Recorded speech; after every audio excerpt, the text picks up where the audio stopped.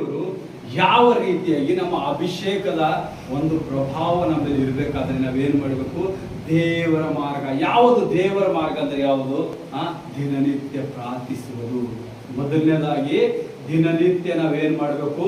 ನಾವೆಷ್ಟೆಲ್ಲ ಪುಸ್ತಕಗಳಲ್ಲಿ ನೋಡ್ತೇವೋ ಎಡಬಿಡದೆ ಪ್ರಾರ್ಥಿಸಿರಿ, ಎಡಬಿಡದೆ ಪ್ರಾರ್ಥಿಸಿರಿ. ಮತ್ತು ದೇವರ ಸೋದನೆಯ ಒಳಗಾಗಿರ್ಬೇಕ. ಮೊದಲು ಏನಂತ ಆತನ ಶಿಷ್ಯರಿಗೆ ಬಂದಿ ಗೆದ್ದವಿನ ತೋಟದಲ್ಲಿ ಎಡಬಿಡದೆ ಪ್ರಾರ್ಥಿಸಿರಿ, ಶೋಧನೆಗೆ ಒಳಗಾಗದೆ ಪ್ರಾರ್ಥಿಸಿರಿ, ಪ್ರಾರ್ಥಿಸಿರಿ. ಯಾದಕ್ಕಾಗಿ ಹೇಳ್ತಾನಂದ್ರೆ ದುರಾತ್ಮನು ನಿಮ್ಮ ಮೇಲೆ ಹಾವಿಯಾಗಿ ನಿಮ್ಮ ಅಭಿಷೇಕವನ್ನು, ನಿಮ್ಮ ಅನಾಯಿಂಟಿಂಗ್ ಅನ್ನು ಕಸ್ಕೊಳ್ಳುವಂತನಾಗಿದ್ದಾನೆ.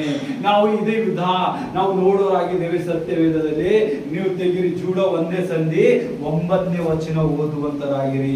ದೇವರು ಏನ್ ಕಾರ್ಯ ನಮ್ಗೆ ಹೇಳುತ್ತಾನಂತ ಹೇಳಿ ನೋಡುವರ ಓದ್ರಿ ಅಮ್ಮೋರೆ. ಆದರೆ ಪ್ರಧಾನ ದೇವದೂತರಾದ ಮಿಕಾಯೇಲನು ಮೋಶೆಯ ಶವದ ವಿಷಯದಲ್ಲಿ ಇಲ್ಲೇದ ಮೇನ್ ಕಾರ್ಯ ಏನದ? ಮೋಶೆಯ ಶವದ ವಿಷಯದಲ್ಲಿ ಸೈತಾನನೊಂದಿಗೆ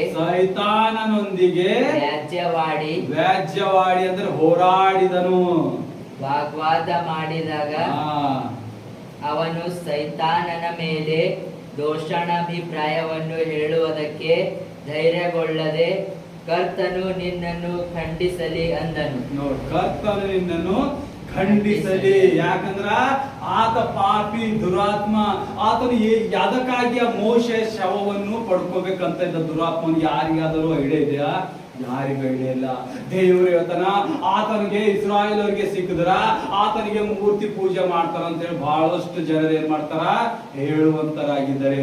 ಆದರೆ ಸತ್ಯವಾಗಿ ಆತನ ದೇಹ, ಆತನ ಆತ್ಮವನ್ನು, ಆ ಪವಿತ್ರಾತ್ಮ ವರ ಏನಿತ್ತಲ್ಲ ಮೋಶನ ಹತ್ರ, ಆ ಸೈತಾನನು ಅವನ ಆ ಪರಿಶುದ್ಧ ಪವಿತ್ರ ವರಗಳಿಂದ ಮಾಟ ಮಂತ್ರ ಮಾಡುವಂತೆ, ವಿಚ್ ಕ್ರಾಫ್ಟ್ ಕಾರ್ಯ ಮಾಡುವಂತೆ ಯಾವತನ ಆ ಪವಿತ್ರಾತ್ಮ ದೇಹವನ್ನು ತಕೊಂಡು ಹೋಗುವುದಕ್ಕೆ ಪ್ರಯತ್ನ ಪಡ್ತಾನೆ. ಅದಕ್ಕೆ ದೇವರು ಏನ್ ಮಾಡ್ತಾನ? ದ ಆರ್ಕ್ ಏಂಜಲ್ ಆಫ್, ಅವನೇನಿರ್ತಾನ? ಪ್ರಧಾನ ದೇವದೂತರು ಯಾರು? ಮೈಕಲ್. ಆತನ ಏನ್ ಮಾಡ್ತಾನ? ಯುದ್ಧಕ್ಕಾಗಿ ಕಳಿಸ್ತಾನ.